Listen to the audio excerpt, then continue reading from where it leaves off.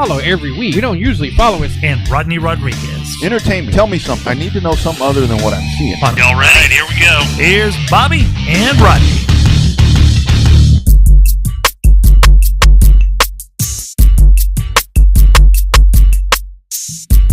Hello, friends. Monday night, and it is time for #Real Race Talk. It is the Revved Up Sports Show. Bobby's over there. I'm over here in the same place. After a busy weekend, a fun weekend out at the old Coda. Yeah, it was a lot of fun. Good weekend. Had to have a really good time. It was nice to meet our fellow colleagues, if you will, to meet them in person and talk to them face to face versus over the telephone and over text messages. So it was nice to rekindle some of our friendships with our good friends, some of them at PRN, MRN, and NASCAR Wire Service. So a lot of good stuff. Hopefully everybody enjoyed the races. I thought it was a pretty decent weekend of racing. All three races ended up being barn burner finishes, especially the trucks and then the Cup finale. But all in all, it was a really good weekend. Lots of good stuff. Even down south, looks like the South Texas Race Ranch had a really good inaugural race. Fairly decently attended and definitely attended by the drivers. Yeah. Good night there. Cody Beto breaks through and wins that race. I mean, good for him in the limited modifieds. Tanner Whitmire as the return of modifieds to South Texas, to Corpus. I think that's great. I mean, I love that. I think that's really cool. And on the show, Rusty Head's going to check in at 6:45. And then one of the guys that punched the ticket there, it'll be Greg Carlucci Jr. checking in. Also a winner there, Steve Whitaker, the third. The third. So the tradition continues. It doesn't fall far from the tree, right? Yeah. I mean, those Whitakers, they just keep lining them up and they keep racing and keep winning. Yeah. But I do want to start today because I finally figured out. I mean, we had that great weekend there at Coda and everything. I got home just kind of hanging out and, it's funny how things happen because I've so many times, how many years have we talked on this show, probably the duration of it, about the keyboard warriors? Quite a few times. Mm-hmm. And, quite a few times. And really, so if you don't know what that is, if you happen to be one that catches this, I mean, welcome to the show. But those are the folks that they kind of look from afar and they just kind of, bitch and complain. And they always have the answer. It seems like. And they hurt the sport more than anything, right? Mm-hmm. I mean, it seems like to me. But I finally figured out, it hit me last night why the keyboard warriors do exactly what they do. And the way that I figured this out was in a place that I never thought that I would figure this out. Here's the tape. Now, if she loses, he can't win. He is praying that Will Smith wins. Like, please, Lord. Jada, I love you. G.I. Jane 2, can't wait to see it. All right?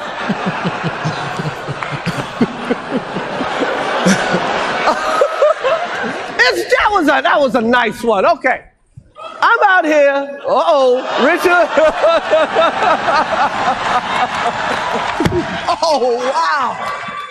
Wow. Will Smith just smacked the shit out of me. Keep my wife's name out your fucking mouth. Wow, dude. Yes. It was a G.I. Jane joke. Keep my wife's a rules name joke out your fucking mouth. I'm going to, okay? Okay. Yeah. That was a greatest night in the history of television. Okay. That's why the keyboard warriors do what they do, my friend, because that could happen if they actually went to the track, actually confronted someone, going to bitch about the promoter, going to bitch about the drivers, going to bitch about everything else. That's what could happen. You run your mouth, it's easier to do it this way. With one of those. One of those, man. One of those. The question answered after about 10 years, and it was answered with the Oscars or Grammys or whatever the hell that was. Well, the problem is that the Oscars, everybody gets roasted in the beginning of the Oscars. You get Ricky Gervais roasted the entire industry when he was the host. That was the last time I watched the Oscars. I loved it. Everybody else of the industry seemed to hate it because he roasted everybody, and he was pretty damn authentic and pretty damn cruel, and it was pretty damn fun to watch. No offense. Here's the thing with that. If you bring a comedian in, especially him, Chris Rock, you bring him in, you better be ready. And here's what's the bell moment to me, guys. Will Smith thought it was really damn funny. In the beginning, right in the beginning, he sat there and he was laughing at this thing the whole time. And I saw that Miss Prince was pretty irritated, and he was still laughing. And then that's when he went crazy. I mean, it wasn't a punch; it was a full-on palm slap. It was a slap. Slap right across the face, but it was a bitch slap. I mean, that's what that was. But I mean, the bottom line is. So, but seriously, I mean, that's what happens when we talk about racing. When people want to bitch and complain about every damn thing that happens, you can even have. I mean, things can be great. I mean, I don't care if it's with the NASCAR stuff or. And I love this. Will Arnold checks in. It says it'd have been cool if he slapped him back. Yes. Can you see Denzel and that'd have been staged if they've slapped him back. Well, I'm not sure that this wasn't, but I saw somebody posted on my Facebook that they had a body language expert that came in and said that it was staged. There's no way that was staged. I don't think so either. I have a great friend. The look on Chris Rock's face, it's not staged. And then he was talking like this the whole rest of the time. I mean, that was real. I mean, I've got a good buddy out of San Antonio named Rudy Gonzalez. He runs a wrestling school.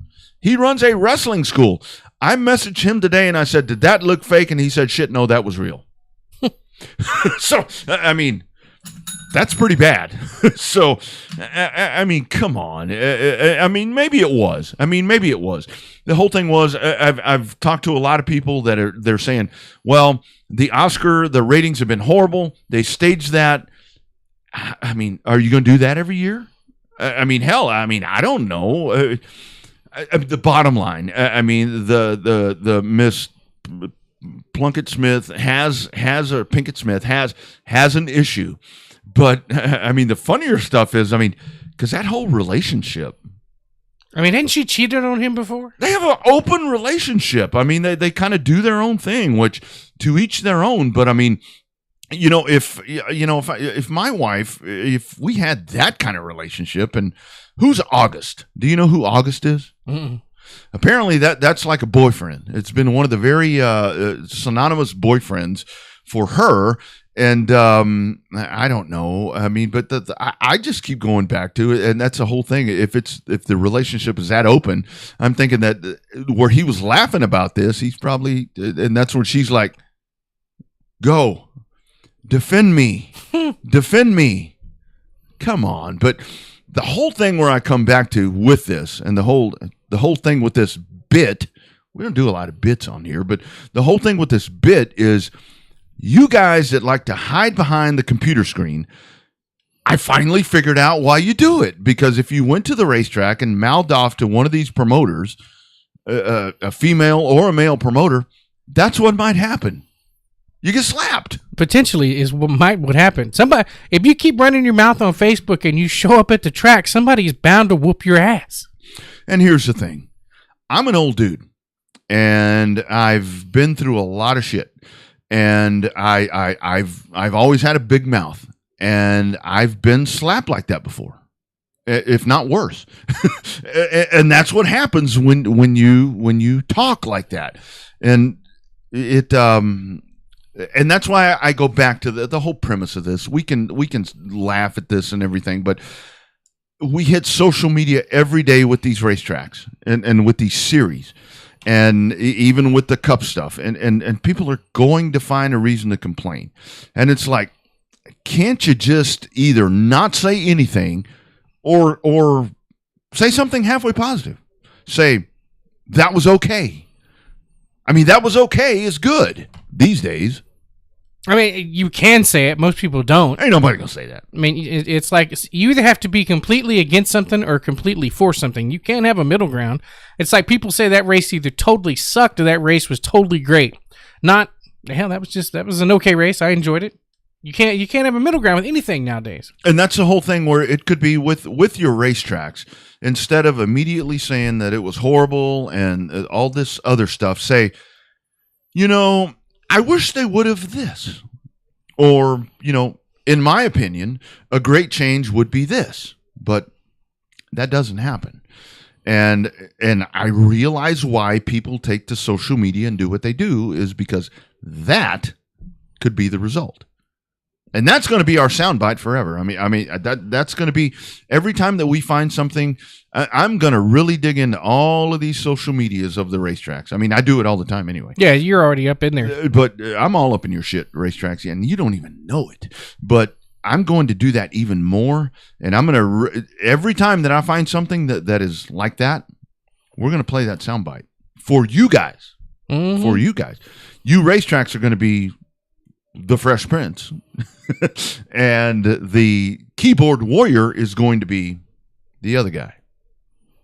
The other guy. Okay. I can see it. That Chris works. Rock. I mean, but anyway, so it's taken me 10 years, but I realized it finally watching the Oscars. But yes, great job, South Texas Race Ranch, as getting that underway. I mean, you had the action at I-37. You had the action at Heart of Texas. I mean, you had the Bandit Outlaws. You had lots that was going on. Have you seen this Twitter exchange between Ross Chastain, Colleague Racing, and Trackhouse? I don't read Twitter. Ross Chastain posted a tweet, right, with him in Victory Lane that said, hey, just 23 hours ago. Yeah. Said, hey, we did it, Team Trackhouse, right, because they won the race. Colleague Racing replies, had to wreck us to beat us. Oh, I saw that. And then Trackhouse says, come on now.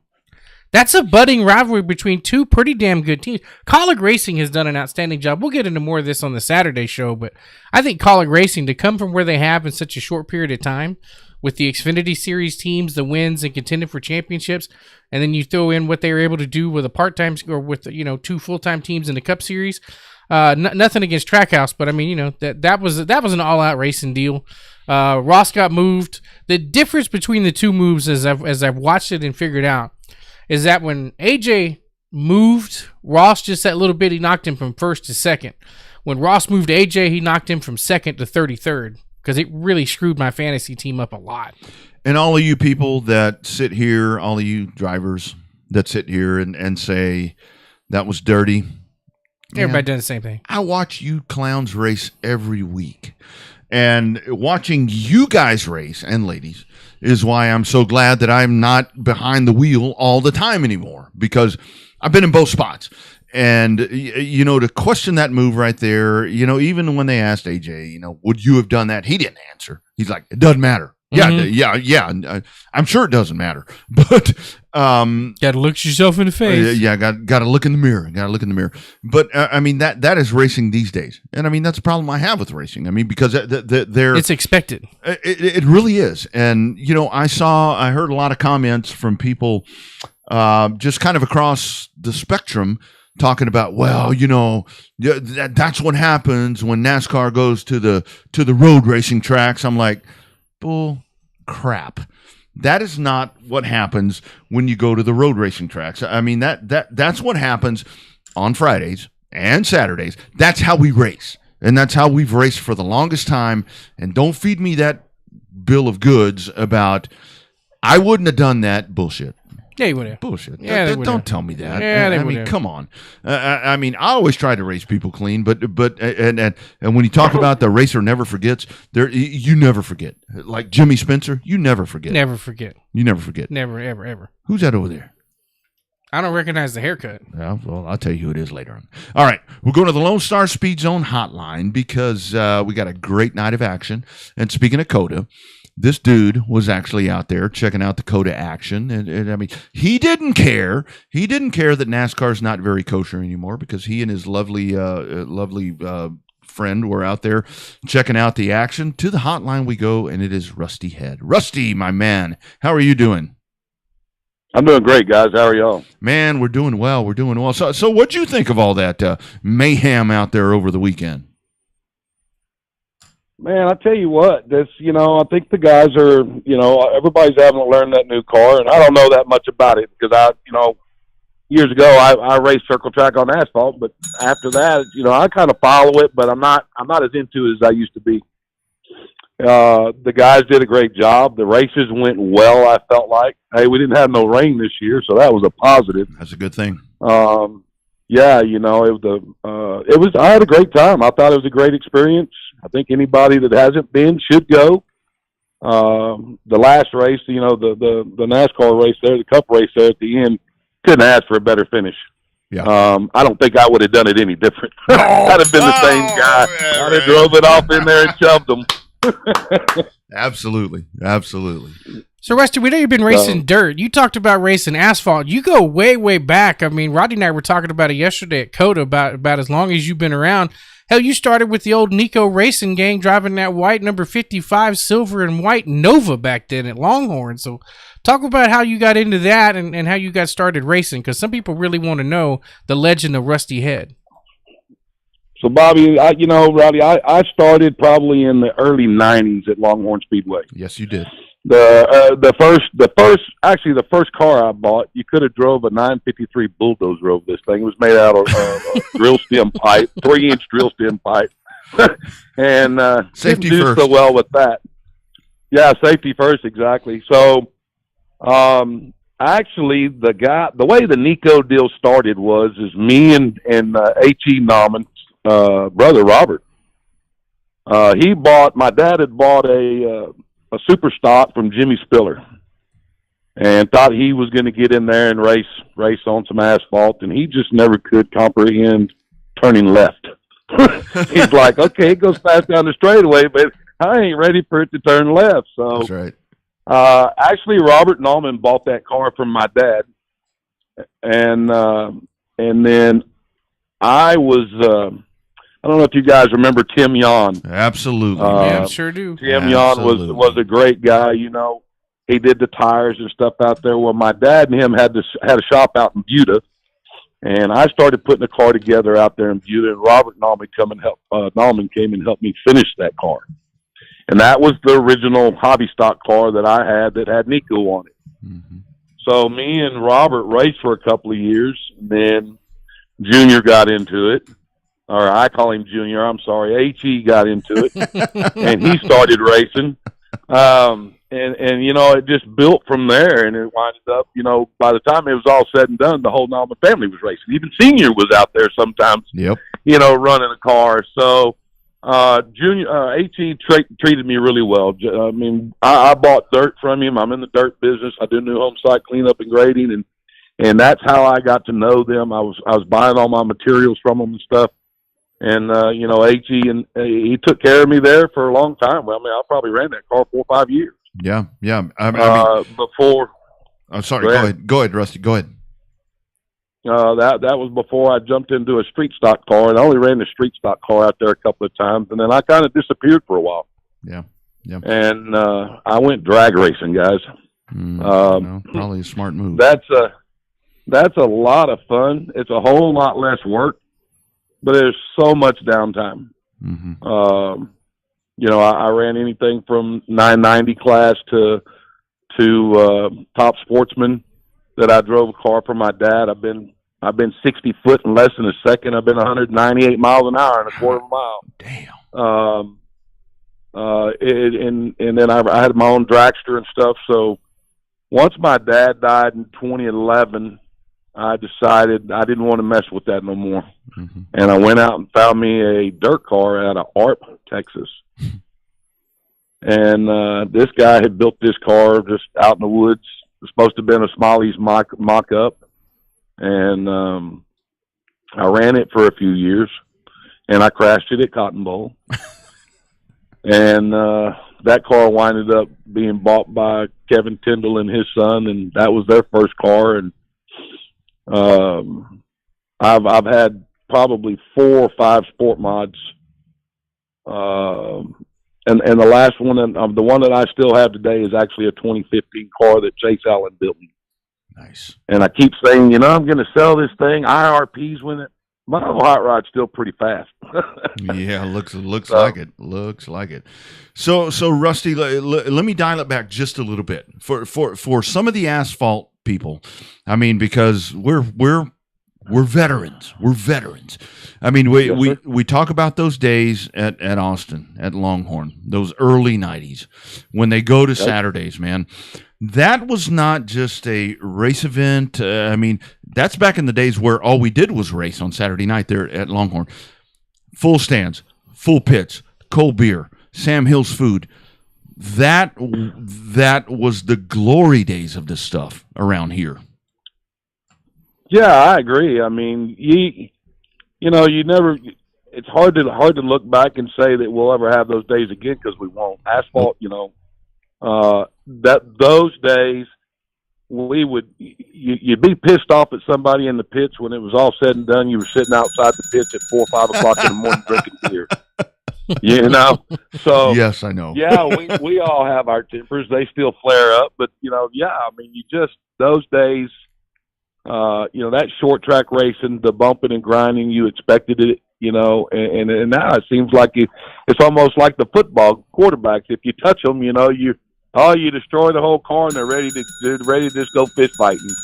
No. If they had the fist fights back then, you did actually tear a car up pretty good. But Junior Matlock, all the guys that I raced with back there in the hobby stock days, and remembering, Terry James and I can't remember, Randy Parrott and all the guys, Slick Yillman, all these guys that as a kid being able to just be in the same parking lot with those guys was a thrill for me. Amen.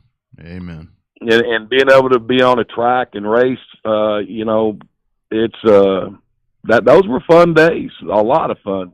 Mm-hmm. It seems like today that it's these guys. I don't know. Of course, back then too, they raced on Friday night at Longhorn, didn't they? And then they hauled butt down to San Antonio and raced down there. Yeah. So, these guys and I didn't do this because I actually helped a guy that was local here. His name's Ron Chambers. Oh man, what a name! Built this home-built car, what a name. in his barn, and his wife could stir up more trouble in the pit than anybody It was if he ran in the top 3, probably going to be a fight in the pit. So take cover. But that's who I really. That's where I started. I helped Ron Chambers a lot when I was a kid. Yeah. 15, 16 years old. I was over at their shop, turning wrenches or going to the track with them, and then I spent a few years out there helping Tim Yon, working the tire trailer, putting those tires. Oh yeah, dude, I can't tell you how many asphalt tires I mounted out there. Oh man, that's great stuff. I remember Bobby Joe New, and just a lot of great guys, and some of those guys are still around, and some of them are gone. But it would be great to have those guys show up to some of these dirt tracks and just. Have something for you guys to talk to and interview and stuff, because they're going to remember a lot more than me. I'm old, but I'm not that old. hey, Rusty, and those were those tires that were real easy to mount. Those recaps with those hard sidewalls. I don't know. So you say that now because we had it's probably going to sound bad, but we had a real big round circular rubber deal that I had to roll on those tires. And then you'd air those tires up, and as you air them up, that you would hope that big rubber bead would roll out of there, so that the tire would seat. And in the same scenario, believe it or not, these factory stock tires that we're running today on dirt, this big tire on an 8-inch rim. It's really kind of dangerous to be airing these tires up the way. I mean, I actually take these tires before when I put air in them and put them underneath a 3/4-ton truck and start putting air in them, because sometimes you're upwards of 80 to 120 pounds to get these tires on these rims. What? Ooh. Oh yeah. It's a lot of that's some of the things that the people that make the rules that we run on. I mean, I think there was, I can't remember that guy's name. he just posted up not too long ago on Facebook where he was airing up one of these factory stock tires, and the rim actually gave way with it. Holy shit! It put a big V in it, and the tire popped off the rim. Damn. So go ahead. No, I'm laughing. Sorry. Yeah, it's actually kind of dangerous for these tires to be aired up. But like I said, I throw mine underneath the 3/4 ton truck outside, and I've got an on-off valve on my compressor. I start putting air in it, and I stand behind the wall and wait till I hear it pop. Oh my goodness, that's crazy. Oh yeah. So Rusty, talk about that transitional year. I don't know. When we were running Thunder Hill, everybody always said that Thunder Hill was fun and we had a good time, but it's not what Longhorn had. And we say that, we even say that somewhat at Cotton Bowl too. Sometimes we say it's not what Thunder Hill had. I mean, granted, it's dirt and asphalt, but talk about what the transition. We always talked about it at Longhorn because it was old and it was rustic and it was run down. Everybody said if they built a new track that we'd go there and race, and then I'll be damned, the new track came open and we went there and raced and Longhorn went away. Talk about that transition. Was that a time for you to decide that you wanted to still race, or were you running drag cars by then? So I was running drag cars, and actually when I went out to East Texas and bought that first sport mod, I ran it at Thunder Hill for a couple of years before I ever went to dirt. Mm-hmm. I think, going from I don't know, you would call it a complete oval, but the Longhorn was a short oval, had good turns, wide turns. This was D-shaped. Yeah. And I just think some of the design that Thunder Hill had, the way you came out of turn 2 was so narrow, that I think that caused a lot of, probably a lot of grief to some of the drivers, that you just couldn't get off that turn underneath somebody without either spinning the tires or running into them. Mm-hmm. There are some guys that mastered that very well. I didn't, like I said, I raced there about 2 years. So yeah, I was drag racing, but yes, I did race at that track. And that's kind of how I felt. The back straightaway, if it would have been, I think if it would have been another lane wider, whether it be inside or outside, I think the racing would have been a lot better there. There would probably have been less cars get tore up than 2. But I was in a pretty good race out there where Chris Birmingham took a pretty good shot in the sport mod. I mean, it tore the whole back of that car off. But that was on the front straightaway. Yeah. So it's I think as a racer, we all want to race, and it doesn't matter where we race. We want to race. I am going to travel some this year, and I may be jumping ahead of the conversation here, but I think if I had my choice, I would have liked to see the Longhorn-shaped track a little bigger, which at one time I thought they were talking about shoving turn 3 and 4 a little more to the north to make it a little bigger. But I don't know that other than the turn 2 issue, I don't know that there was anything wrong with Thunder Hill. Yeah. It's just it's just something different. It's kind of like talking about the old Cup cars versus this new Cup car.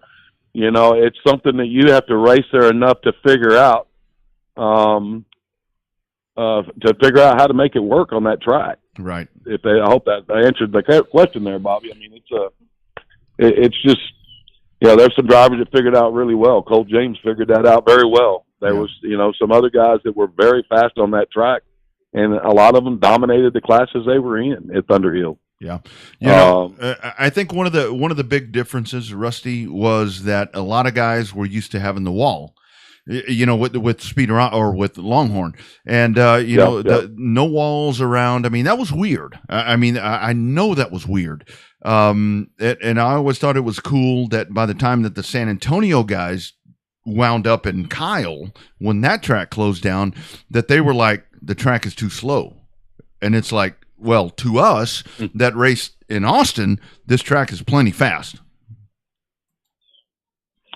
Yeah, I mean, I think any driver feels, like you're I don't know, guys. When we crawl in these race cars and you have this roll cage around you, you know, you got 20 other guys out there or 24 other guys out there. At least you're all going the same direction for a little bit, or you have the same intentions. And I would say, yeah, the wall probably makes you feel a little more comfortable that you're not gonna just leave the premises. I remember some cars though at San Antonio that left that track. Oh yeah, straight when over. they left, there was way out there. So it was a ramp. Yeah. It was a ramp. That wall got towards the end of that track's lifetime. That was like a ramp. Mm-hmm. So it was a little different coming out of the turn and not having a wall there to keep you in. But there again, that may be why those guys said it was slower. They had to be slower, so they didn't run off that track coming out of 2, or that's what they felt like.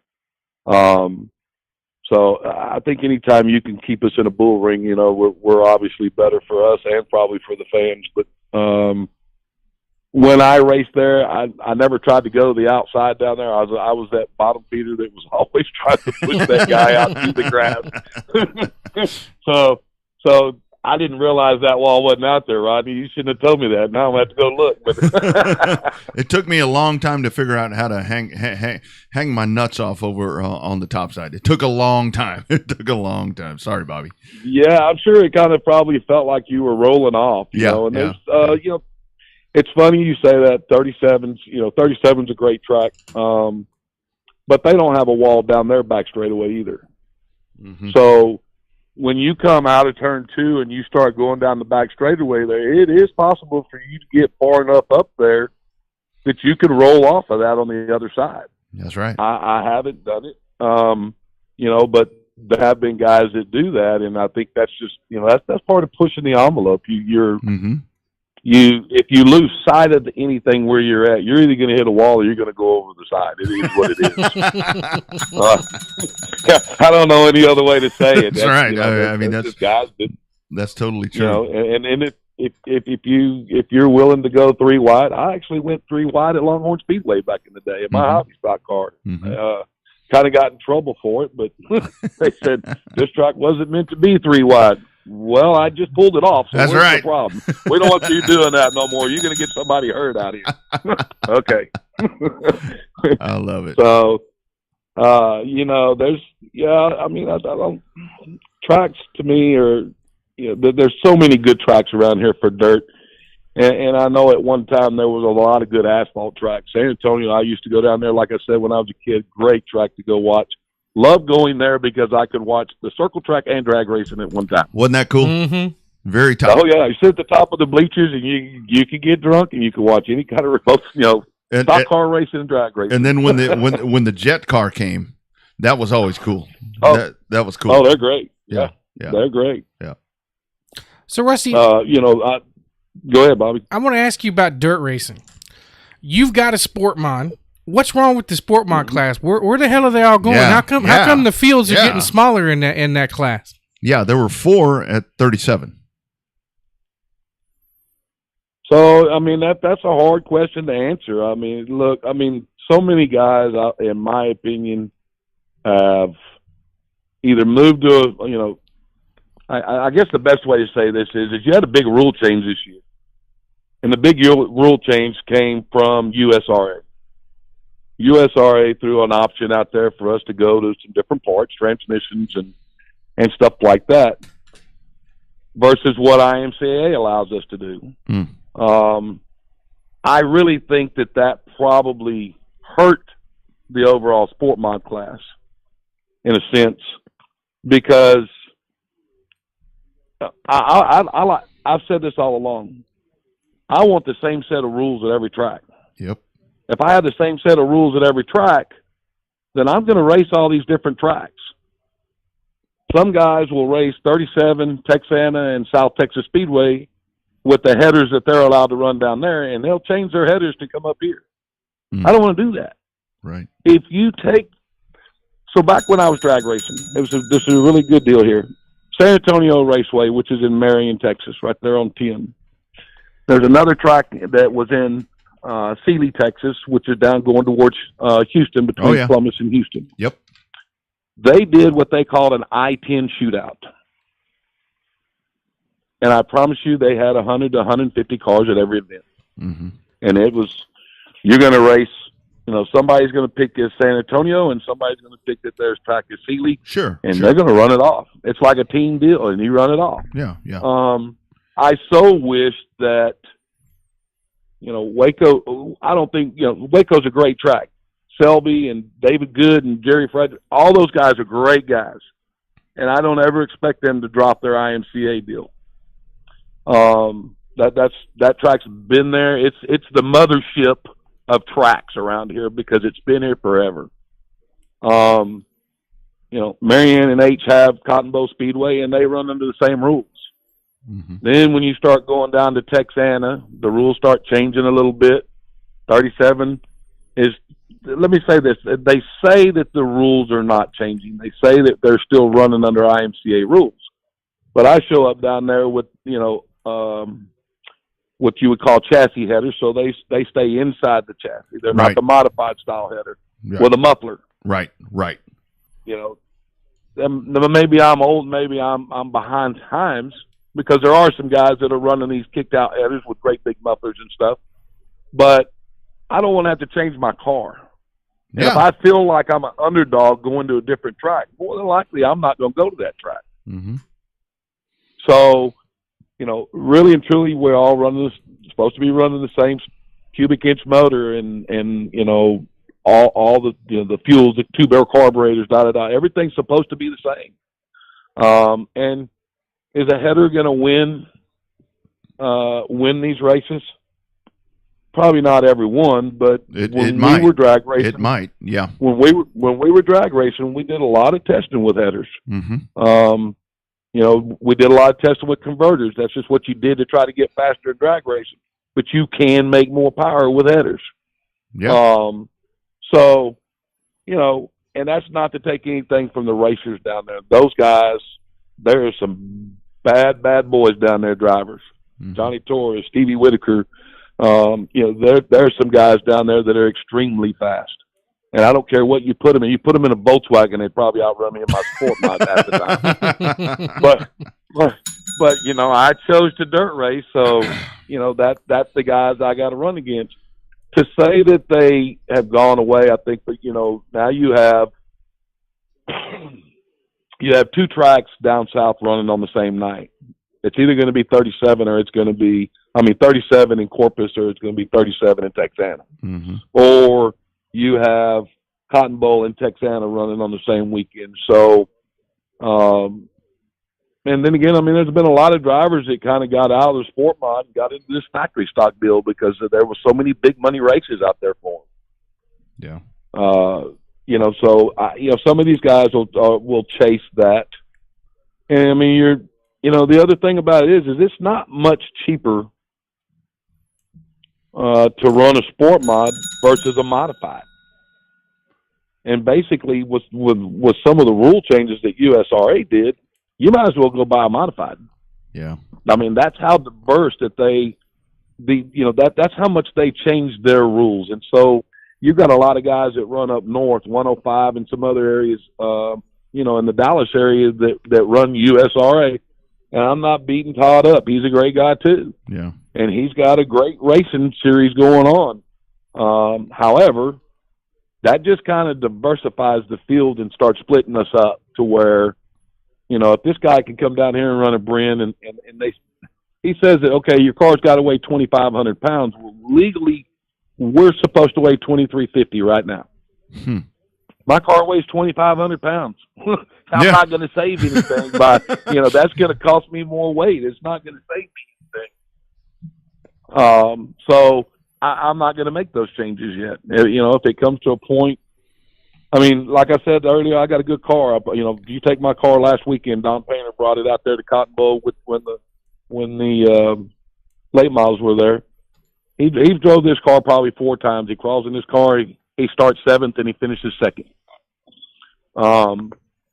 But if you start bringing these other cars in that have all these other parts and they just start dominating, mm-hmm. I'd probably park my sport mod.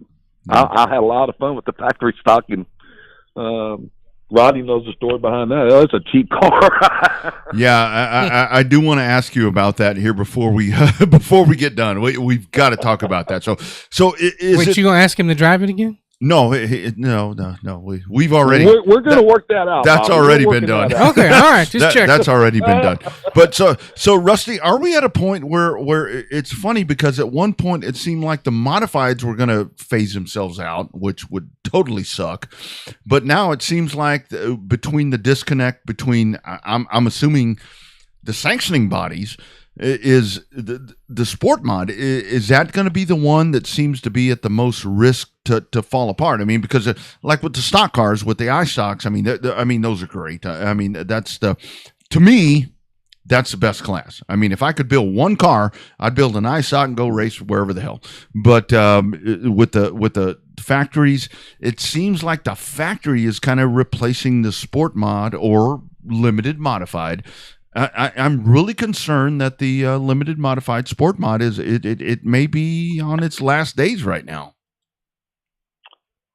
I don't think the class as a whole will go completely away. I do think that we have more options now. Like I said, with tracks.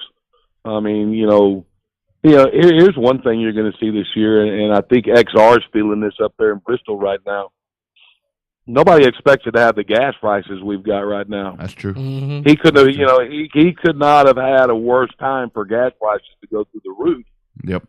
He had 602 crate late models that were up there last week. I think he had 6, maybe 8 cars. So, it's kind of like Cotton Bowl and Waco. Usually you've got the guys that race up there at hot, Heart of Texas on Friday night, and then they turn and come down here and run Cotton Bowl. Well, with the fuel prices and stuff the way they are, it's not cheap to fire that 1 ton up or, that's true. That big coach and go down the road right now. Now fuel prices are coming back down. Of course, will we see that much traveling again? I'm probably going to travel. Yeah. I think when I did travel, it made me a better racer. I mean, I followed Don Painter around Cotton Bowl Speedway for too many years. I'm like, I'm done with this. I got to go somewhere and get better. So going to Waco and going down to 37 and Texana. I still haven't done a flip, what the flip down there at Corpus. Yeah. But I like that track too. It's kind of different. Good man running it. Stevie had it last year. Owen Pittman's got it this year. Texana is a neat little track to go race at. So I think I will travel. But I'm very fortunate. I've got my own business. We've done well, and I'm capable of doing that. But the weekly racers, so many guys that I knew even back in the Longhorn and also in the Thunder Hill days. There's a lot of guys that were out there racing that probably raced before they paid their mortgage. I mean, that's how some of these guys are. They'll go racing before they pay their mortgage on their house. It's like that's not the right way to do it, but okay. And I think some of these people are just not going to be willing to do that right now. You've had a very long couple of years here with COVID going on, and now fuel prices through the roof. Yeah. I think I'll see a lot of these guys that don't travel as much. That's right. So that's just my opinion. I don't think sport mod will go away. I've got me and Don Painter. Don's over here working on his cars out of the shop here to while he's getting the shop built. We got sport mods and we hope they don't go away. Yeah. Although I've been running the factory stock a little more at the end of last year and the beginning of this year. It's just a fun car. I don't know what else to say. Sport mods are fun too, but this factory stock class actually reminds me of I've told a lot of people this car that I got is kind of exactly like my hobby stock car was at Longhorn Speedway. So I mean, if you ever look at this frame in this car, you go, oh my God, when was it built? Probably 93. It's probably one of my old cars. So wait, so how can an old 1993 car, right, that I think was pretty cheap for you to get a hold of during the Super Bowl, How is that old dog of a car competing with some of these factory stocks that they want $20,000, $25,000, $30,000, $35,000 for? And what it cost you? So, as the story goes, Kenneth Montgomery, everybody knows Kamo that listens to your stuff out here. He put up a football board, and I bought a spot. It's $150 for the spot. And it was a Dallas-Washington game 2 years ago, around November. And be honest with you, I didn't really watch football much anymore either.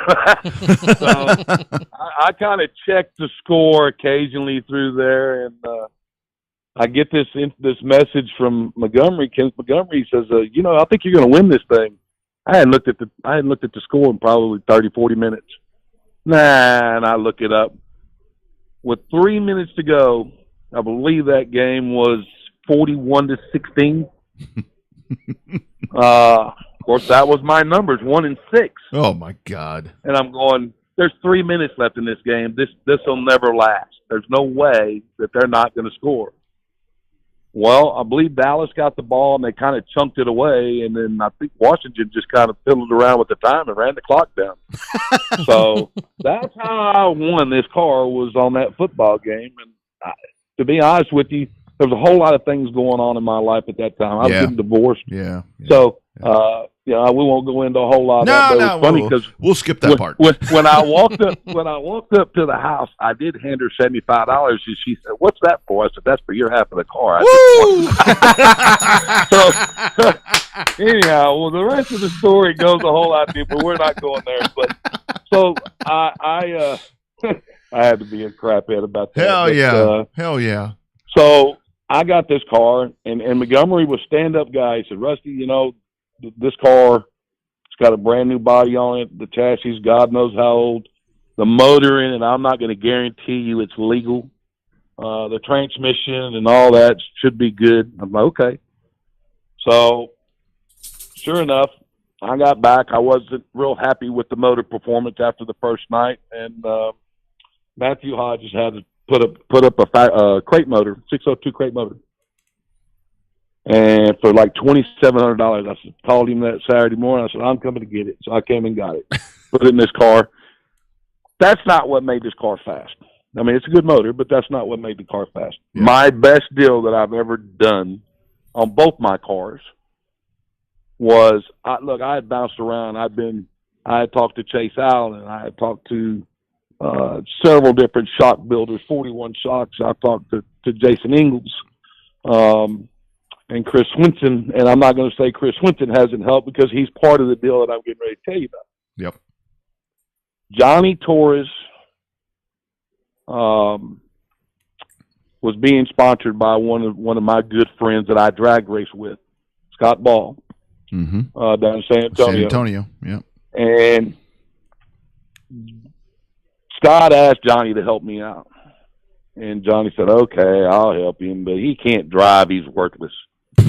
So the funny thing is when we put all my stuff, all of his stuff, the springs and the shock packages and stuff, and he's, I asked him one time, I said, "How many shocks do you got?" He said, "Hundreds." Nice. I said, "What, guys? Shock package for these cars about $1,400, and I'm going, "You got hundreds?" I'm talking about 4. Yeah, so, I just need 4. I just need 4 of them because at $1,400, that's a lot of money. But no, he came to me. He helped me set this car up. Since I've asked him, and he's been helping me, I truly believe, he can make any car fast. Yeah. But he's not the only one. Okay, I'm not going to say Chase Allen helped me. Here's the deal. It's like anything else. You can't put Rodney. Hey. Hold on. Okay. Put Rodney in Harvick's car and put me in Truex's car, and we're going to drive the same or feel the same. So I finally got with somebody's setup that worked with me. That's the main thing. What I'm saying? That's the main thing. Yeah. Right. Yep. Right. Yep.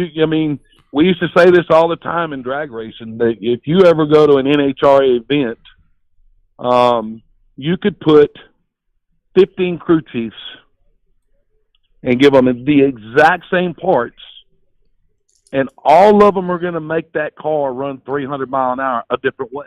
Yeah. Mm-hmm. Yeah. It's the same thing with this. You can come up. There's so many different variables you can come up with, but being able, when you finally find the one that works for you, Yeah. now you got a package. That's right. So you ask me how that old car is as fast as those guys. It's all in the setup. It's a good It's combination. all in the springs and the shocks and stuff like that. It's a good combination, and it worked for my driving style. All about what feels the best, and that's the main thing, and that's where you go from there, man. That is awesome. Well, and you have to have confidence in what you're driving. You do. I mean, and you do. For a long time, I'd go out there, and one night I'd be hero, and the next 10 nights I'd be zero. Yep. That's it. That's huge. So that's huge. Yep. When you get something underneath you and you got confidence in what you're driving, then your driving abilities come. Then you're willing to step over the line sometimes. That's right. And you're going to go a little farther and a little farther each time because you build more trust in what you got. Yeah. That's right. Rusty, my man. So, this has been fun, dude. We got to do part 2 with this too. hey, man, I appreciate you guys. I like your show. It's a good deal, Rodney. Yes, we talked earlier today. Yes, we did. It's going to happen, dude. I'm going to take you up on it. I got to have Spillman there, though. I got to have Spillman there doing some announcing. So we're going to figure out how to get this done at intermission or something. So yeah. At one of these tracks, we need to get you in this factory stock and let you go do some laps. And, my shit still fits. You come back and tell me what you think. Yeah. I'm looking forward to it. I'll even try to announce for that night. And that's the thing, Rusty. To me, it does seem, Rusty. To me, that car does seem like what I learned how to race in, and that's why I just want to drive one, just to feel it, just to check it out. Well, a lot of people look at me and go, you let some people drive your cars. Well, Don Painter and Johnny Torres have both drove my car. They both, great. Johnny's helped me. So, Don's gotten the factory stock, and Don's done good with the factory stock. No pressure. He set fast time last year at the big race at the end of the year out there at Cotton Bowl. Great. That was the first night he'd ever been in the car. Yeah. So, it's just like I said, it's good equipment. Yeah. The roll bars are the roll bars. Yeah. They all you got 4 pivot points, and if it's got to come together. Points don't work together. Yep. Then it don't work. Yep. That's right. Good stuff. Good stuff. Rusty, thanks for the time, my man. I'll talk to you soon, brother. Sure. Appreciate you guys. Y'all have fun. All right, man. All right, take care. it easy, Rusty. Good night, y'all. You bet. There he is. Good. I mean, this dude, I love that sports mod conversation because we keep hearing that all the time. And with, I love the story about that damn factory stock because he's crazy, isn't it? He's given me a lot more details than he actually gave right there. But yeah, man, that's an old race car. That's an old race car, but it really is about the fit. And like I can tell you, for me with the dwarf car, when I got that car from Butch, when I bought that car from Butch, I had to tailor it to me. I mean, we did changes in there. I mean, it was seat changes. I mean, it was easy stuff that made the car feel better for me, and that's so important, And he has really taken that number 111 that he won in a football pool. I thought it was a Super Bowl pool. I didn't realize it was the Dallas Cowboys. I thought it was Super Bowl. I may have told you that. I thought it was Super Bowl, but yeah, I mean, good for him, man. What a feat right there. That's cool. I mean, it's cool that the car is that old and still being competitive. Well, and Johnny Torres is always hard on himself too. Yeah, well, and the whole thing is, I mean, it does come down to with the way the rules are built for a factory stock. You should conceivably be able to take an older car and do what he's talking about and make it fast. So maybe that's a oddball story from all the other stuff that we've heard, but there's one right there. There's one. So there's still hope. Still hope. Yeah, there's still hope compared to the $35,000 ones we've seen. Oh my God! And that's I don't know. I mean, that's where, it gets out of control, because that's where, we lost the asphalt super stocks and all this stuff. And that's why I really do like the street stocks on dirt, because I don't know what they do. I mean, I don't know. But good story right there. I love it's so funny. And I will say, the best name in racing, Rusty Head. Yep. Rusty Head. I love saying that when he comes out, when he comes rolling out. Good stuff. And everybody thinks that's a nickname that we gave him. Yeah, no. He was born that way. He's born that way. If you look at the Cotton Bowl schedule, there's a date that works, sort of, kind of, but not really.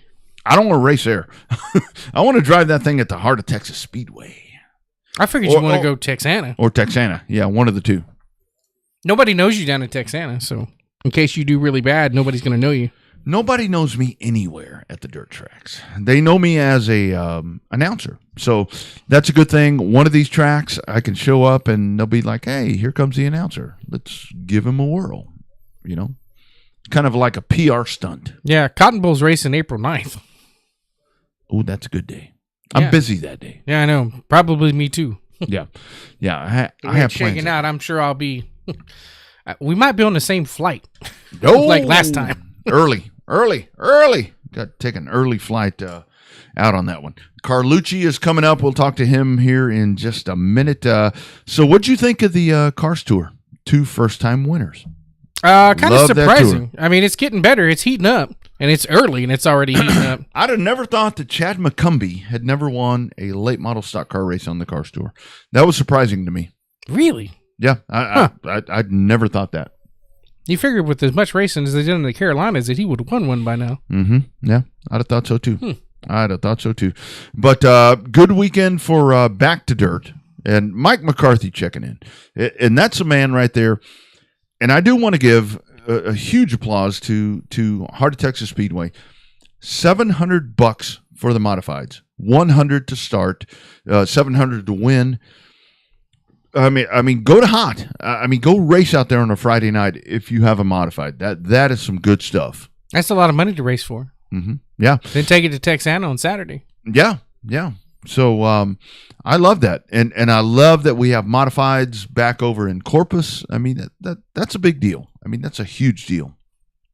Well, it's a lot. It's all in the promoter. If you really think about it, but how many big mods are down in Corpus? That's the problem. It's one thing to bring the class back, but if there's no cars, mm-hmm. I mean, I'm thinking there was a dozen down. There was 10 to a dozen at Texana last time. And I imagine most of the ones in Texana ran in Corpus. I hadn't got to see the full field rundown of the results, but I imagine it was. I mean, I know Tanner ran both. Man, he didn't win. He didn't win it at Texana, but he won in Corpus. So it gets hard. Ranch. I mean, it gets competitive, and that's a whole thing where there's lots of options there for these guys to figure out where they want to go. And anyway, that's a good thing. Good thing. It's good to have options. That's a very good thing. Let's go back to the hotline, the Lone Star Speed Zone hotline, and checking in for a second time, I believe it is. The last time we were just kind of shooting the shit, talking about the old days in Corpus Christi, and we'll do that maybe a little bit tonight. But super excited to have the man, Greg Carlucci Jr. back on. How you doing, my man? You got to be excited after this weekend back at the race ranch. Hey guys, how's it going? Doing well, man. How's everything for you guys down there? Good. Yeah, we had a good weekend. I wasn't expecting it.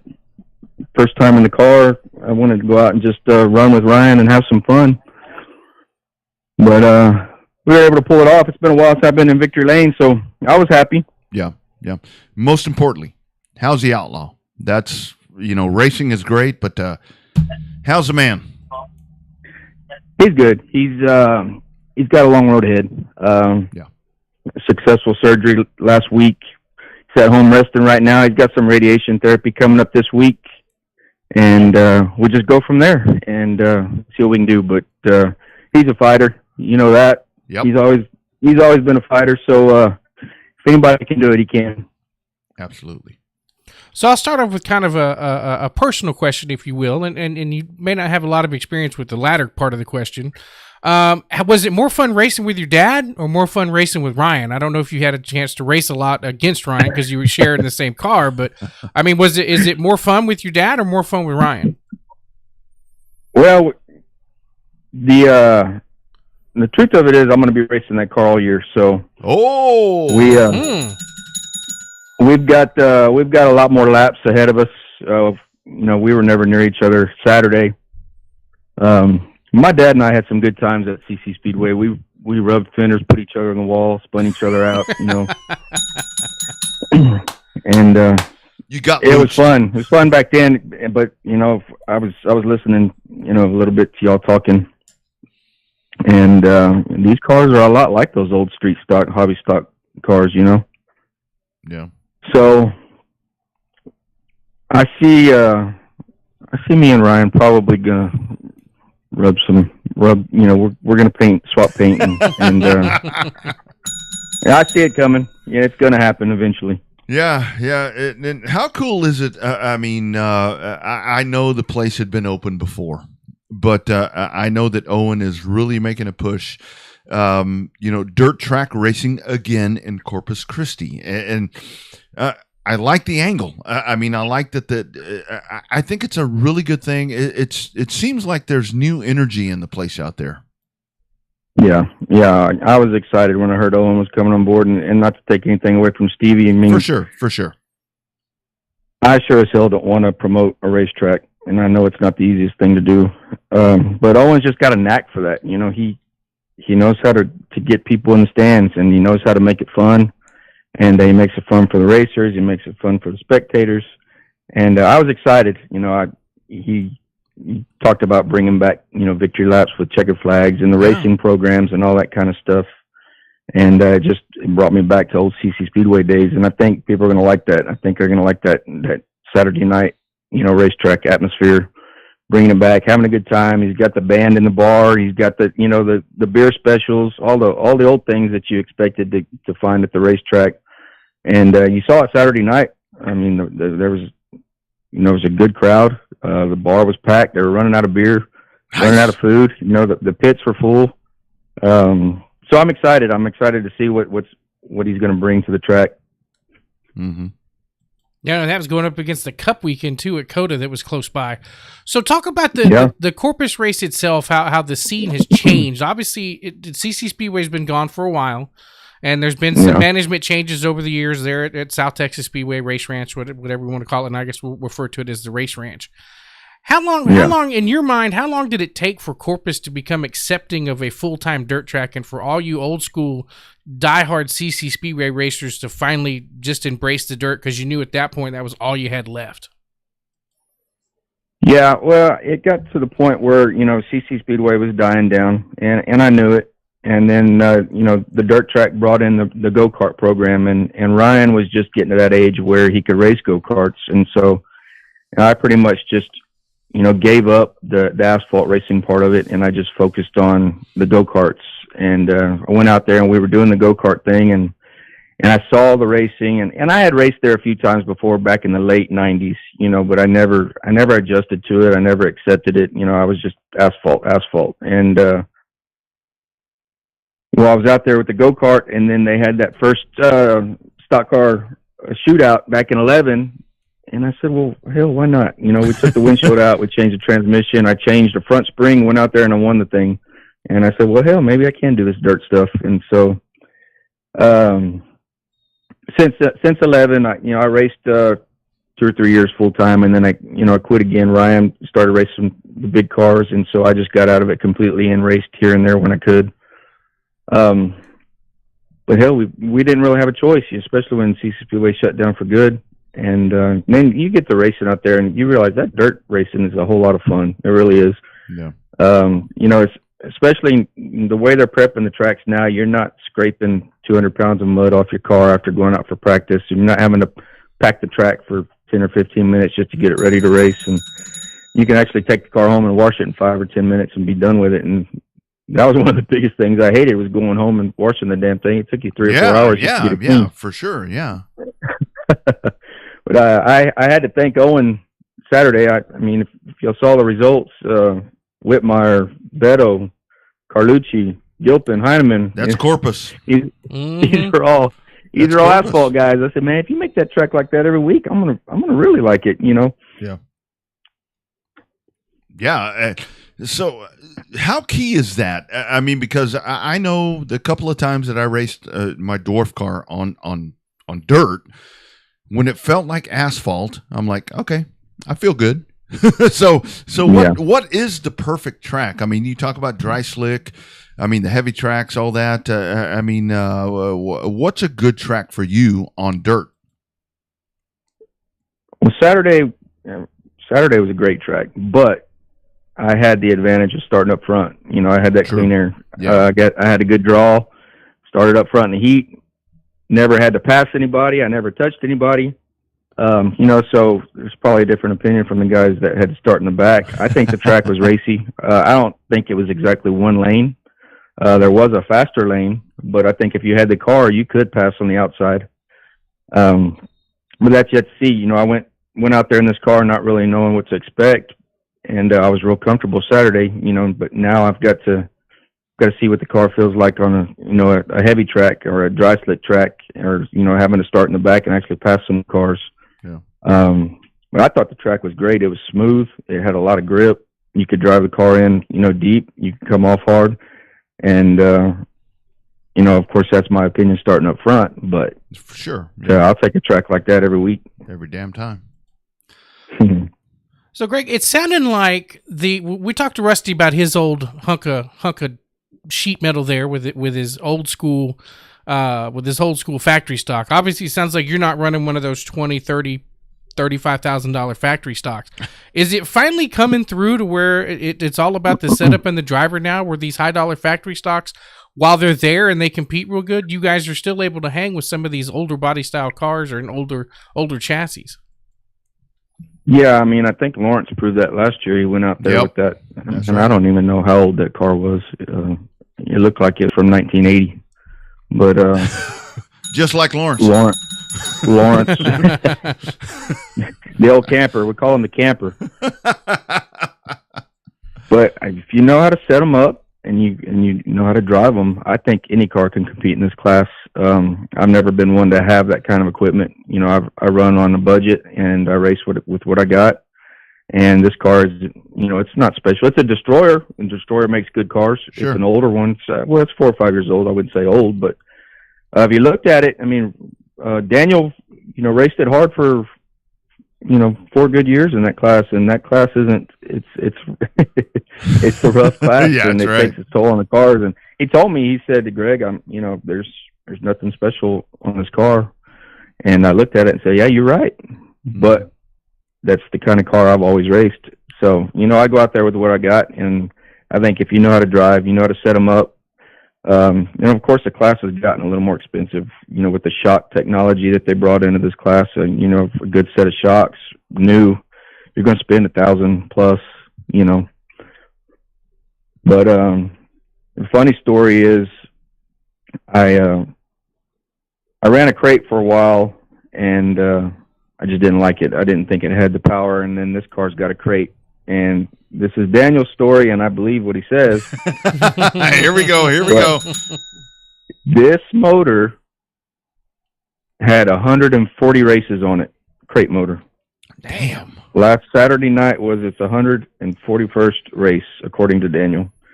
And so I went out there with the mindset of I'm just going to see what the car's got, see what it can do, and just go have some fun. I went out there Friday night and practiced it, and I told him, I said, man, this motor's got some balls. Yeah.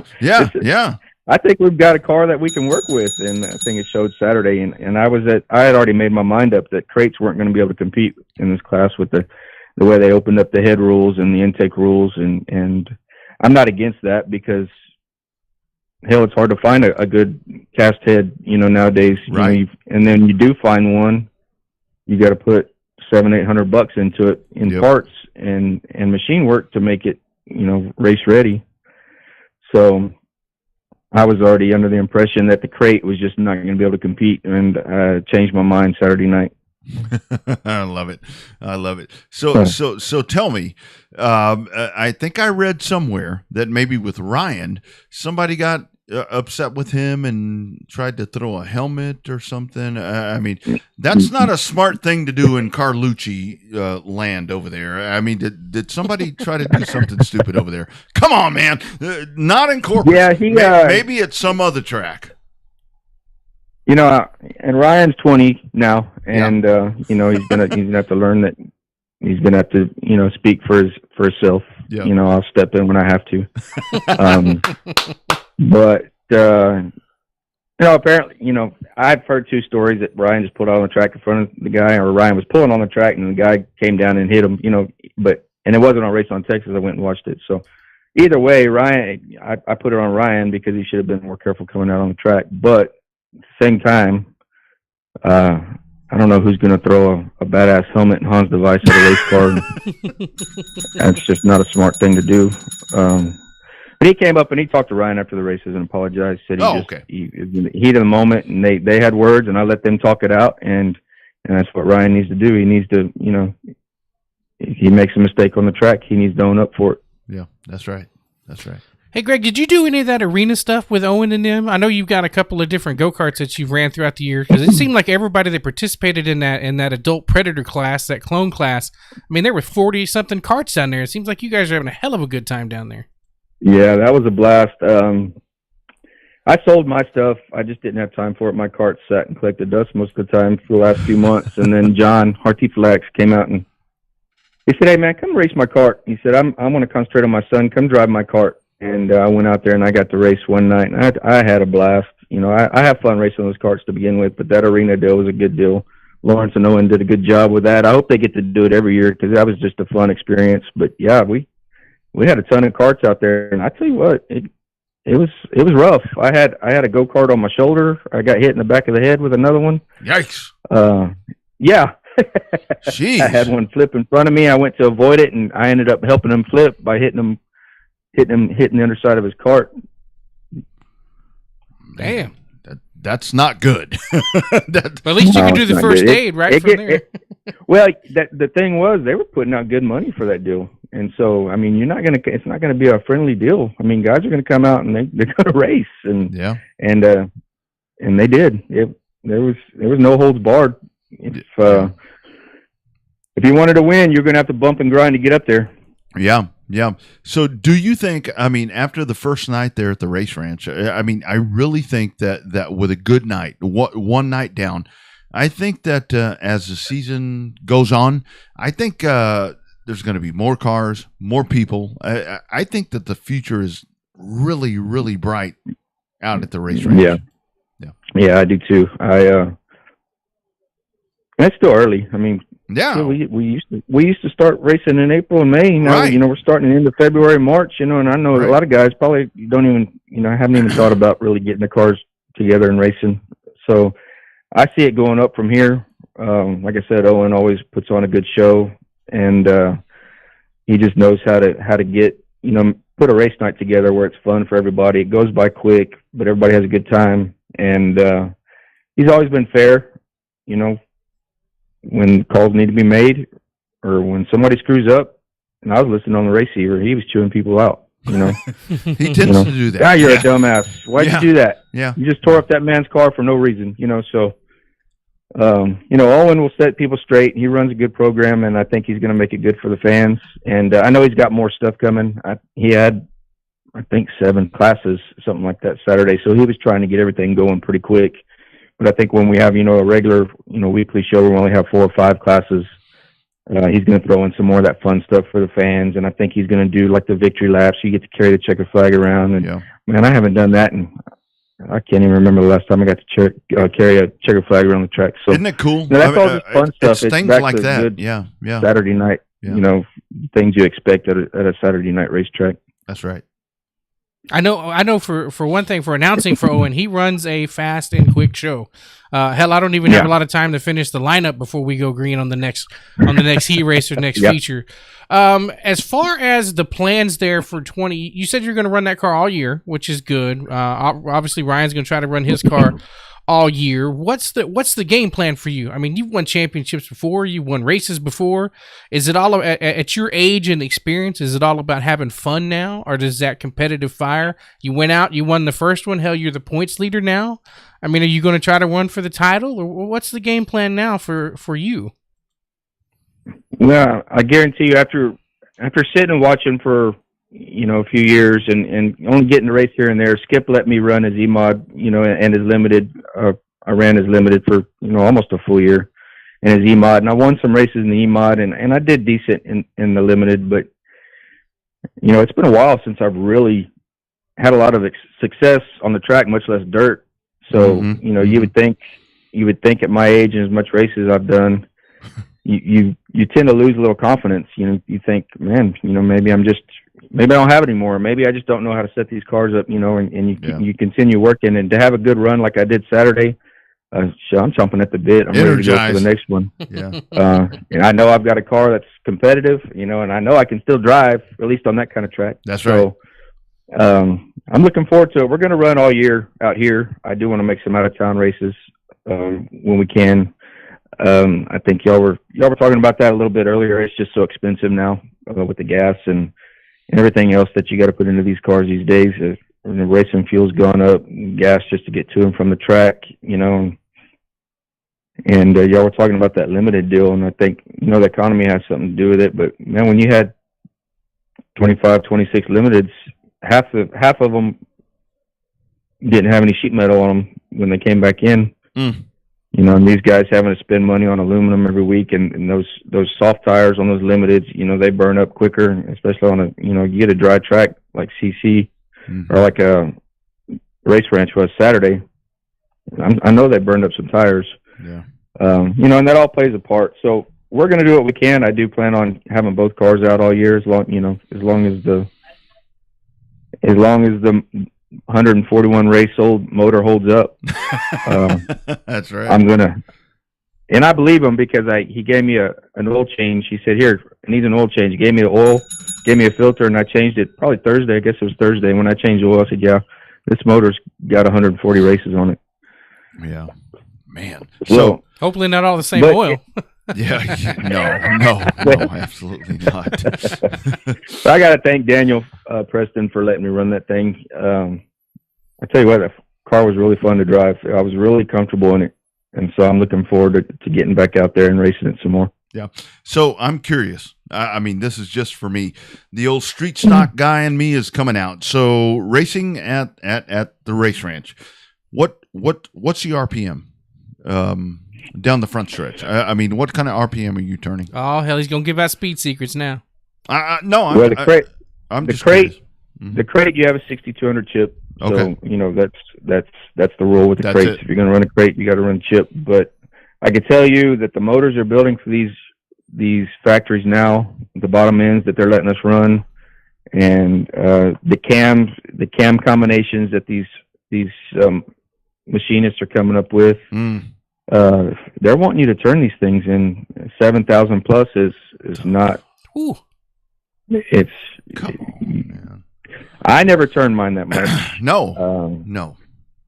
Ryan's turns probably 66, 67, but I know these guys with some of the gearing they're running and the cam combinations they're running, they're turning 7,000 plus. Jeez. Damn.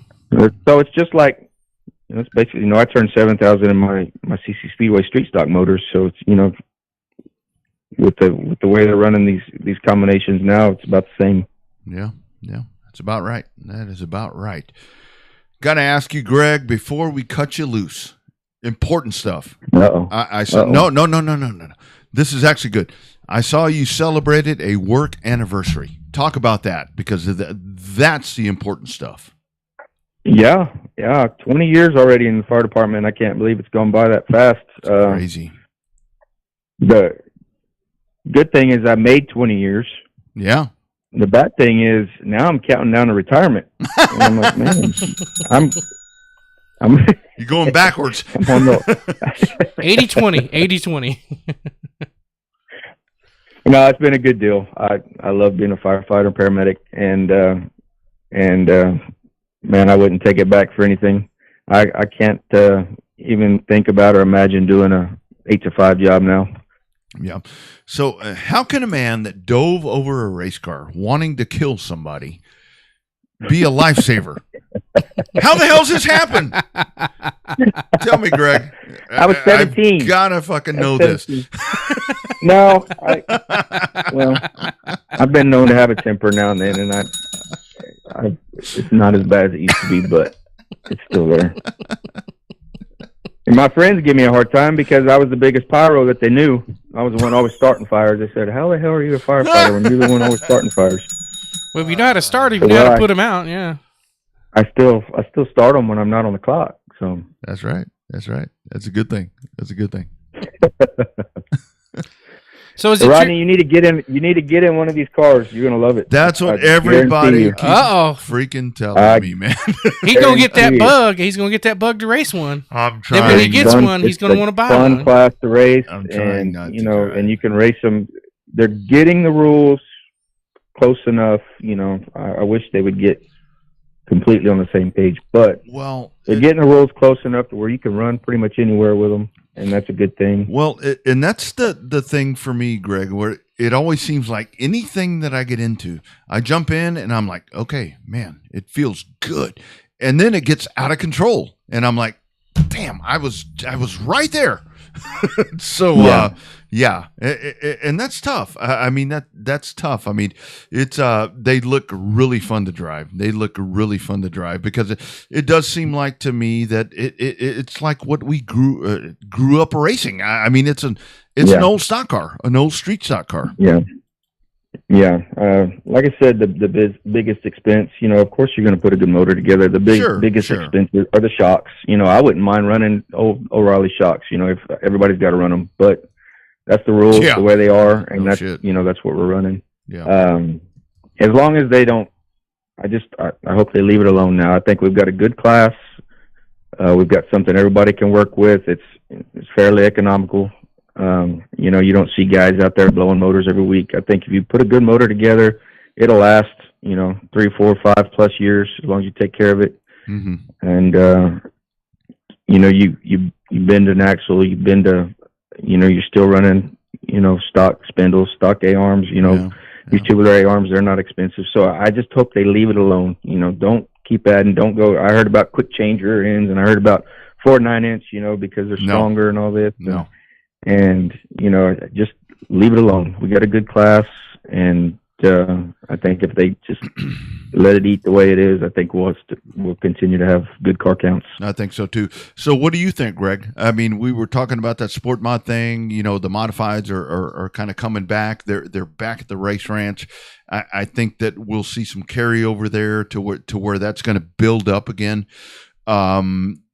Sport mods, they're kind of the ones that are, just kind of floating right there. And we're seeing class counts decrease at racetracks. I mean, what's going to happen with all that, in your opinion? I hope to come back. I think a lot of guys got run off because that class got so technical, so competitive that, there was probably only 20% of the drivers, in the class that could really win every week. The rest of them were just kind of running. And I think they got to the point to where they were just spending money every week and tearing up stuff. But I think now a lot of these guys, Stevie's back in his modified, and a lot of these other racers have moved to different classes. So I know these cars are still sitting around, and I hope these guys think, well, hell, maybe I'll go back out there. Maybe I'll be competitive. The cars are still there. They've got to be there. Mm-hmm. So hopefully they'll come back to life. I really love that class. That's a fun class to watch. Yeah. I think other than the factories, that's my favorite class to watch. So I hope they come back. I think, like I said, I think the economy and maybe even all the COVID stuff with work issues and stuff like that probably had some effect. So we'll just watch and see. But I hope, and I think it'll come back. I don't think it's a dead class.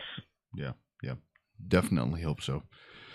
Man, good conversation as always, my friend. And yeah, y'all stay tuned. I think with 2 Carlucci's on the track, there's got to be some kind of excitement sometime this year. I'm sure. With 2 of those in Corpus again, but I mean, seriously, I mean, with everything with the Outlaw, with Mr. Outlaw. How cool was that? Yeah. How cool was that to win that race? That was, like I said, I wasn't expecting it, and just to get the chance to win, not only for me, but to dedicate the race to him, in the fight he's got to go through. That's right. It was awesome. It made that win really special. And to be able to win on dirt, and after a long time is one thing, but to be able to win, at this moment and dedicate it to my dad, is pretty cool. Yeah, I love that. That was the best part. Hopefully, we can get a few more. We can get a few more this year. I'm sure you will. You might have to wreck Ryan, but I'm sure you will. And if I have to, I will. That's right. The old days are back. Racing is back in Corpus Christi, my friends. That's when we'll really know it. We really know it. Good stuff, my friend. Thanks for taking the time. Congratulations. Yeah, guys. Thanks for having me again. I enjoyed it. Absolutely, man. We'll see you soon. Go get in one of them factory stocks. Yes, sir. I'll do it. All right, guys. All right, man. Take care. All right. Bye. You bet. There he is. Man, imagine that again. I mean, and I do think it's cool when you have all these Corpus Christi names. And I ain't gonna lie, I have a hard-on for Corpus Christi because I've said it all along. I mean, that's the place where, it's always been the hotbed. It's always been the hotbed. And it's not surprising because I've said it, you look along the coast, Florida, all these places, it's on the coast. Corpus Christi is the place to race, and Owen's about to prove it again at the race ranch. Well, he's still got his track this weekend that he's running. Well, I know that, and it's not that far. I mean, to me, about 2 hours from everywhere. To me, that's the coast. Because it. We are next to a lake in Texana. Well, that's true, but I really think that he's got a gold mine sitting right there. It's really cool. I just think that Corpus Christi is alive and well again, and that's great. And like we were talking there with Luch, no offense to, Whitaker did a great job, and I think through all this, Stevie Whitaker is the MVP to keep the damn place going. Mm-hmm. Now with Owen, he's got a chance to really take this to another level. I think so. Stevie did a great job under the circumstances in which he had. Stevie could have left at any time, but he stuck it out, and he made the best of the situation he had. And I think deep down, they always say a good racer makes a good promoter. That's right. And you have to have some of the racing experience to know what you're doing, because you have to look out for the racers. Owen's one of the guys. What he looks out for the fans. He looks out for racers. Number one, because he realizes that the racers are the stars. And the better the races is, the more asses you're going to put in the seats. More asses you put in the seats, the more concessions you sell. More concessions you sell, the more money you make. The more money you make at the front gate, that helps out the back gate and vice versa. So, it's all within the circle of life of a racetrack, and it's stuff we talk about all the time, and people still just want to get on the keyboard and bitch about it. And that's the main thing. Right now, think about what we have in South Texas. Owen has 2 tracks. You got Marianne and H at Cotton Bowl, and they are the best. They are the racers' friends right there. Then you go up to Waco, and Selby and Mike. They do such a great job right there. We're in good hands right now. We are in very good hands. And then 37 with Johnny T and all that group. It's going to be a fun year. It's going to be an exciting year, and it's just getting started right now. And to all the keyboard warriors, we're going to play this one more time. Next time that you want to post something on Facebook, think about this. Now, if she loses, he can't win.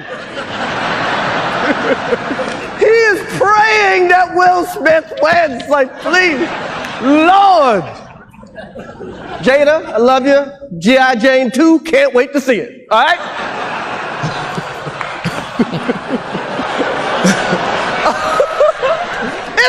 That was a nice one. Okay. I'm out here. Richard.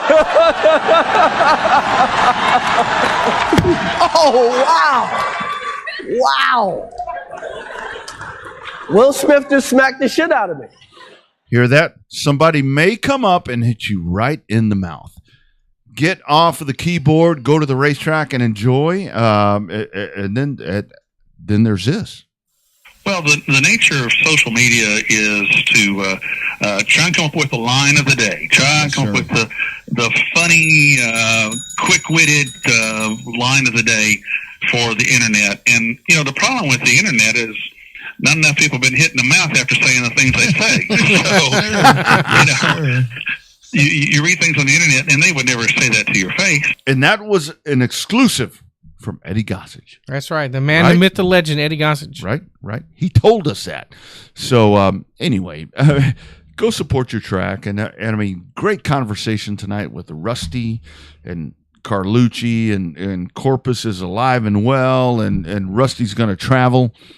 Rusty's kind of a badass. It's gonna be fun to see him travel. Hopefully, he comes down to Texana and sees it. Speaking of Texana, Southern United Sprint Cars showing up there, so that should be a good show down there. Like I said, 2 hours from everywhere. Have a good time with the powers that be down there, and should be a good little show. It's a good place. Should be a hell of a lot warmer than it was at the last race too. Yeah. Damn, that was cold. Was it windy? No, it was just cold. Oh.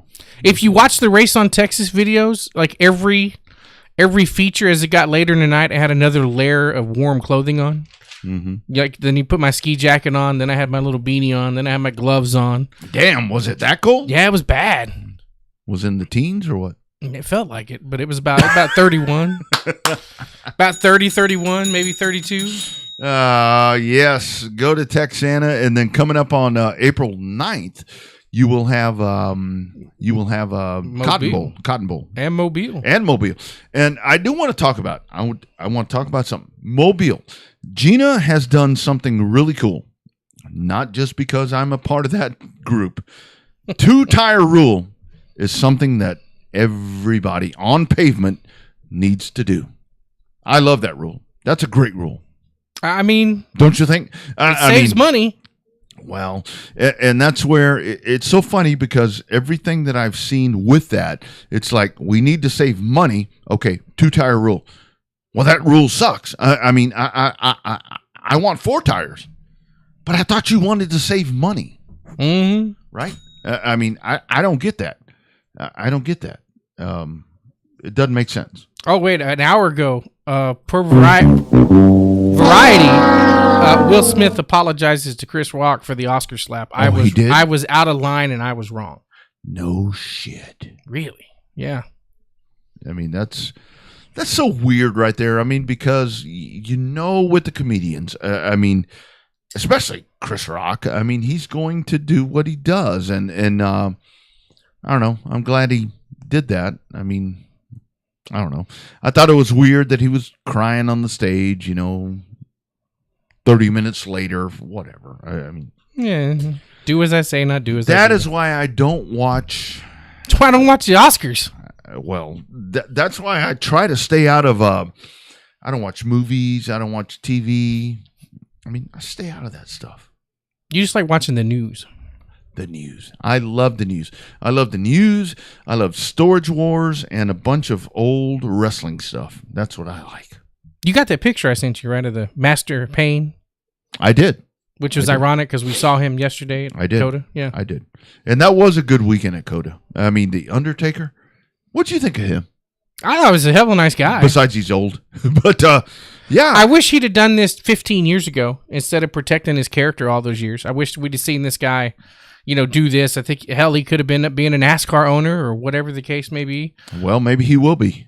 Maybe. Hell, everybody getting into it, from Pitbull to Michael Jordan. If I'd have told you 2 years ago that within the next 2 years, Michael Jordan would be a NASCAR owner and would have won a race, and Pitbull would be a NASCAR team owner and won a race, you've been like, you're crazy as hell. Stop smoking that wacky juice.